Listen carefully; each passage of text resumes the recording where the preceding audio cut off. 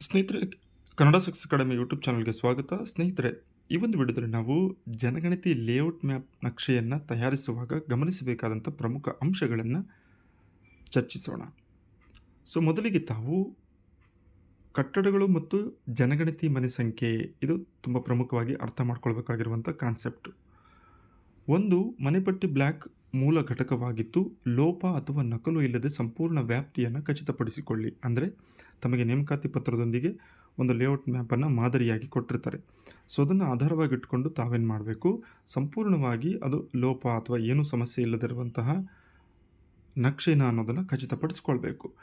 ಇನ್ನು ಚಾವಣಿಯನ್ನು ಹೊಂದಿರುವ ಜನರು ವಾಸಿಸಬಹುದಾದಂಥ ಪ್ರತಿಯೊಂದು ರಚನೆಯನ್ನು ಪಟ್ಟಿ ಮಾಡಿ, ಚಾವಣಿಗಳಿಲ್ಲದ ತೆರೆದ ರಚನೆಗಳು ಕಟ್ಟಡಗಳಲ್ಲಿ ಯಾವುದನ್ನು ಕಟ್ಟಡ ಅಂತ ಕರಿತೀವಿ ಅಂತೇಳಿದರೆ ಅದಕ್ಕೆ ಮೇಲ್ಚಾವಣಿ ಇರಬೇಕು, ಸುತ್ತಲೂ 4 ದಿಕ್ಕಿನಲ್ಲಿ ಏನು ಗೋಡೆಯಂಥ ರಚನೆ ಇರಬೇಕು.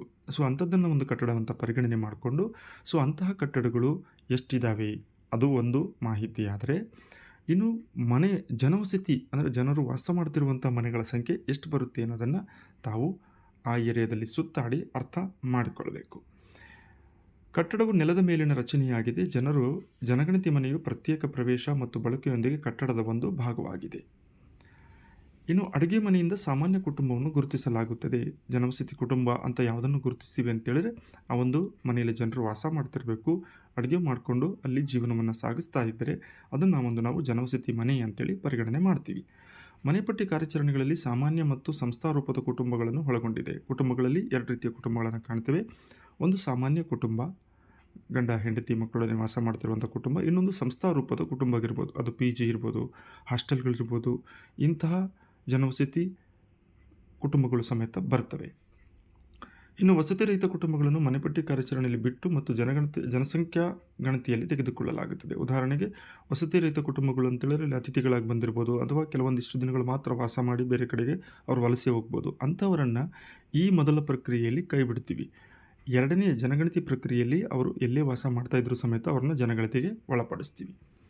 ಸ್ಥಳೀಯ ಸಂಸ್ಥೆಯ ಅಸ್ತಿತ್ವದಲ್ಲಿರುವ ಕಟ್ಟಡ ಸಂಖ್ಯೆಗಳನ್ನು ಬಳಸಿ ಸಂಖ್ಯೆ ಇಲ್ಲದಿರುವಾಗ ಅಥವಾ ಅಪೂರ್ಣವಾಗಿರುವಾಗ ಮಾತ್ರ ಜನಗಣತಿ ಸಂಖ್ಯೆಯನ್ನು ನಿಯೋಜಿಸಿ ಜನಗಣತಿ ಸಂಖ್ಯೆಯ ಪೂರ್ವದಲ್ಲಿ CN ಅನ್ನು ದಾಖಲಿಸಿ. ಮೊದಲಿಗೆ ತಾವೇನು ಮಾಡ್ತೀರಿ, ಪ್ರತಿ ಮನೆಗೂ ಕಟ್ಟಡವನ್ನು ಗುರುತಿಸಿದ ಮೇಲೆ ಕಟ್ಟಡಕ್ಕೆ ಕಟ್ಟಡ ಸಂಖ್ಯೆ ಮತ್ತು ಬ್ರಾಕೆಟ್ನ ಹೊರಭಾಗದಲ್ಲಿ ಬ್ರಾಕೆಟ್ನಲ್ಲಿ ಜನವಸತಿ ಮನೆ ಸಂಖ್ಯೆಯನ್ನು ಗುರುತಿಸ್ತೀರಿ. ಇನ್ನು ತಾವು ಮನೆಗಣತಿ ಮಾಡುವಂಥ ಸಂದರ್ಭದಲ್ಲಿ ಏನಿದೆ ಆಗ ತಮ್ಮ ಆ್ಯಪ್ನಲ್ಲಿ ಸ್ವಯಂಚಾಲಿತವಾಗಿ ಆ ಮನೆಯ ಜನಗಣತಿ ಸಂಖ್ಯೆ ಜನರೇಟ್ ಆಗುತ್ತೆ. ಅದನ್ನು ತಾವು CN ಅಂತ ಬರೆದು ಅಲ್ಲೇನು ಸಂಖ್ಯೆ ಬರುತ್ತೆ 0001 ಇರ್ಬೋದು, 0002 ಇರ್ಬೋದು, ಈ ರೀತಿ ಅಲ್ಲೇನು ಜನರೇಟ್ ಆಗುತ್ತೆ ಆ ಒಂದು ತಾವು ಮನೆಯನ್ನು ಗಣತಿ ಮಾಡಿದ ಮೇಲೆ ಆ ಸಂಖ್ಯೆಯನ್ನು ಕೂಡ CN ಅಂತ ಹಾಕಿ ಸೆನ್ಸಸ್ ನಂಬರ್ ಅಂತ ಹಾಕಿಬಿಟ್ಟು ಆ ಸಂಖ್ಯೆಯನ್ನು ನಮೂದಿಸಬೇಕಾಗಿರುತ್ತೆ.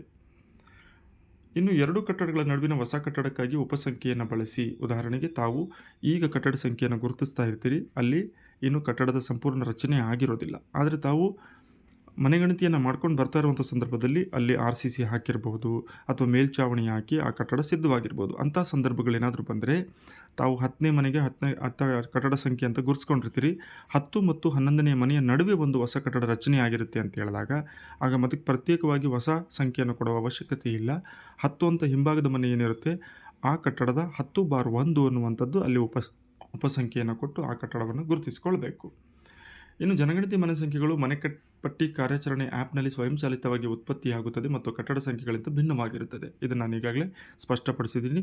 ತಾವು ಕಟ್ಟಡ ಸಂಖ್ಯೆ ಮೇಲ್ 1 ಕೊಟ್ಟಿರ್ಬೋದು, ಇಲ್ಲಿ ಅದೇ ಮನೆಯಲ್ಲಿ ಜನವಸತಿ ಮನೆ ಸಂಖ್ಯೆಗಳು 3 ಇರ್ಬೋದು. ಆಗ ಜನವಸತಿ ಮನೆ ಸಂಖ್ಯೆಯಲ್ಲಿ ಪ್ರತ್ಯೇಕವಾಗಿ ಸಂಖ್ಯೆ ವಿಭಿನ್ನವಾಗಿಯೇ ಬರುತ್ತೆ. ವ್ಯವಸ್ಥಿತ ಸಂಖ್ಯೆಯ ಕ್ರಮವನ್ನು ಅನುಸರಿಸಿ, ಅಂದರೆ ವಾಯುವ್ಯದಿಂದ ಆಗ್ನೇಯಕ್ಕೆ ಸಂಖ್ಯೆಯ ಜಿಗಿಯುವ ಬಾಣಗಳನ್ನು ಗುರುತಿಸಿ. ತಮ್ಮ ಲೇಔಟ್ ನಕ್ಷೆಯಲ್ಲಿ ವಾಯುವ್ಯದಿಂದ ಆರಂಭಿಸಿ ಆಗ್ನೇಯಕ್ಕೆ ಅದು ಮುಕ್ತಾಯಗೊಳ್ಳುವಂತೆ ಅದೇ ರೀತಿ ತಾವು ಮನೆಗಣತಿಯನ್ನು ಮಾಡಬೇಕಾದ್ರೂ ಸಮೇತ ವಾಯುವ್ಯದಿಂದಲೇ ಆರಂಭಿಸಬೇಕು, ಆಗ್ನೇಯ ಮುಕ್ತಾಯಗೊಳಿಸಬೇಕು.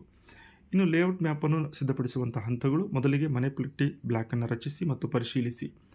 ಮನೆಪಟ್ಟಿ ಕಾರ್ಯಾಚರಣೆ ಆ್ಯಪ್ ಅಥವಾ ಚಾರ್ಜ್ ಅಧಿಕಾರಿಯಿಂದ ಮನೆಪಟ್ಟಿ ಬ್ಲ್ಯಾಕ್ ಮ್ಯಾಪನ್ನು ಪಡಿತೀರಿ. ಮನೆಪಟ್ಟಿ ಬ್ಲ್ಯಾಕ್ ವಿವರಗಳನ್ನು ಪರಿಶೀಲಿಸಿ ಮತ್ತು ಗಡಿ ಸ್ಥಳಗಳನ್ನು ಸರಿಯಾಗಿ ಪರಿಶೀಲನೆ ಮಾಡ್ಕೊಳ್ತೀರಿ ಕೊಟ್ಟಿರುವಂಥ ಮಾದರಿ ನಕ್ಷೆಯ ಮುಖಾಂತರ. ಕ್ಷೇತ್ರ ಪರಿಚಯ. ಲೇಔಟ್ ಮ್ಯಾಪನ್ನು ತಾವು ಪಡೆದ ನಂತರ ಕ್ಷೇತ್ರಕ್ಕೆ ಭೇಟಿ ನೀಡಿದಿರಿ. ಸಂಪೂರ್ಣ ಮನೆಪಟ್ಟಿ ಬ್ಲ್ಯಾಕ್ನಲ್ಲಿ ಓಡಾಡಿ ಪರಿಚಯವನ್ನು ಮಾಡಿಕೊಳ್ತೀರಿ. ರಸ್ತೆಗಳು, ಲೇನ್ಗಳು, ಹೆಗ್ಗುರುತುಗಳು, ಸಮೂಹಗಳು, ಪ್ರತ್ಯೇಕ ರಚನೆಗಳನ್ನು ಗುರುತಿಸ್ತೀರಿ. ಇನ್ನು ಭೌತಿಕ ಲಕ್ಷಣಗಳನ್ನು ಬರೆಯಿರಿ. ರಸ್ತೆಗಳು, ಬೀದಿಗಳು, ಮಾರ್ಗಗಳು ಮತ್ತು ಪ್ರಮುಖ ನೈಸರ್ಗಿಕ ಲಕ್ಷಣಗಳು, ನದಿ, ಕಾಲುವೆ, ರೈಲ್ವೆ, ತೆರೆದ ಪ್ರದೇಶಗಳನ್ನು ತಾವು ತಮ್ಮ ಲೇಔಟ್ ನಕ್ಷೆಯಲ್ಲಿ ಗುರುತಿಸ್ತೀರಿ. ಇನ್ನು ಕಟ್ಟಡಗಳನ್ನು ವ್ಯವಸ್ಥಿತವಾಗಿ ಗುರುತು ಮಾಡಿ, ಇದು ಬಹಳ ಪ್ರಮುಖವಾದಂಥ ಕಾರ್ಯ. ವಾಯುವ್ಯದಿಂದ ಆರಂಭಿಸಿ ಆಗ್ನೇಯದಲ್ಲಿ ಮುಗಿಸಿ, ನಿಗದಿತ ಚಿಹ್ನೆಗಳನ್ನು ಬಳಸಿಕೊಂಡು ಪ್ರತಿಯೊಂದು ಕಟ್ಟಡವನ್ನು ಗುರುತು ಮಾಡಿ. ಅಂದರೆ ಪಕ್ಕಾ ಕಟ್ಟಡ, ಕಚ್ಚಾ ಕಟ್ಟಡ ಮತ್ತು ವಸತಿಯೇತರ ಕಟ್ಟಡ ಮತ್ತು ಜನಗಣತಿ ಮನೆಗಳ ಸಂಖ್ಯೆಯನ್ನು ಆವರಣಗಳಲ್ಲಿ ಬರೆಯಿರಿ. ಕಾಣುವಂತೆ ಒಂದು ಜಾಗದಲ್ಲಿ ಬರೀತೀರಿ. ಹೆಗ್ಗುರುತುಗಳನ್ನು ಗುರುತಿಸಿ. ಶಾಲೆಗಳು, ಆಸ್ಪತ್ರೆಗಳು, ಪೂಜಾ ಸ್ಥಳಗಳು, ಕಚೇರಿಗಳು, ಮಾರುಕಟ್ಟೆಗಳು ಇತ್ಯಾದಿಗಳನ್ನು ಸ್ಪಷ್ಟವಾಗಿ ಗುರುತಿಸಬೇಕು. ಸಂಖ್ಯೆಗಳನ್ನು ನೀಡುವ ಬಗ್ಗೆ ನಿರ್ದೇಶನ. ಯಾವ ರೀತಿ ಸಂಖ್ಯೆಯನ್ನು ಕೊಡಬೇಕು ಅಂದರೆ, ಸಂಖ್ಯೆಗಳು ಕ್ರಮದಲ್ಲಿ ಬರೆಯದೆ ಇರುವ ಸ್ಥಳದಲ್ಲಿ ಬಾಣದ ಗುರುತನ್ನು ಗುರುತಿಸಿ. ಅಂದರೆ ತಮ್ಮ ಲೇಔಟ್ ನಕ್ಷೆಯಲ್ಲಿ ತಾವು ಆ ವ್ಯಾಪ್ತಿಯ ಜನವಸತಿ ಪ್ರದೇಶ ಯಾವ ರೀತಿ ಹಂಚಿಕೆಯಾಗಿದೆಯೋ ಆ ರೀತಿ ಬಾಣದ ಗುರುತುಗಳನ್ನು ಕೊಟ್ಕೊಂಡು ಅದೇ ರೀತಿ ತಾವು ಸಂಖ್ಯೆಯನ್ನು ಸಮೇತ ಕೊಡ್ತಾ ಹೋಗಬೇಕು.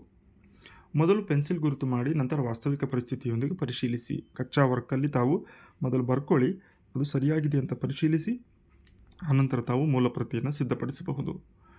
ಇನ್ನು ವಿಶೇಷ ಪ್ರದೇಶಗಳು, ಅಲ್ಲಿ ಅರಣ್ಯ ಸಮೂಹಗಳು ಬರ್ಬೋದು, ಎಸ್ಟೇಟ್ಗಳು, ತೋಟಗಳು, ಉಪನಗರ ಬೆಳವಣಿಗೆಯನ್ನು ಎಚ್ಚರಿಕೆಯಿಂದ ಗುರುತಿಸಿ ಮತ್ತು ಆ ಸಮಸ್ಯೆಯನ್ನು ತಮ್ಮ ಮೇಲಾಧಿಕಾರಿಗಳಿಗೆ ವರದಿ ಮಾಡಿ ಅವರ ಮಾರ್ಗದರ್ಶನದಲ್ಲಿ ತಾವು ಲೇಔಟ್ ನಕ್ಷೆಯನ್ನು ತಯಾರಿಸಬಹುದು. ಇನ್ನು ಕ್ರಾಸ್ ಚೆಕ್ ಮಾಡಿ ಮತ್ತು ಸಲ್ಲಿಸಿ. ಮೇಲ್ವಿಚಾರಕರೊಂದಿಗೆ ಲೇಔಟ್ ಮ್ಯಾಪನ್ನು ಪರಿಶೀಲಿಸಿ, ಮನೆಪಟ್ಟಿ ಕಾರ್ಯಾಚರಣೆಗಳ ಕ್ಷೇತ್ರ ಕಾರ್ಯದ ನಂತರ ನವೀಕರಿಸಿ.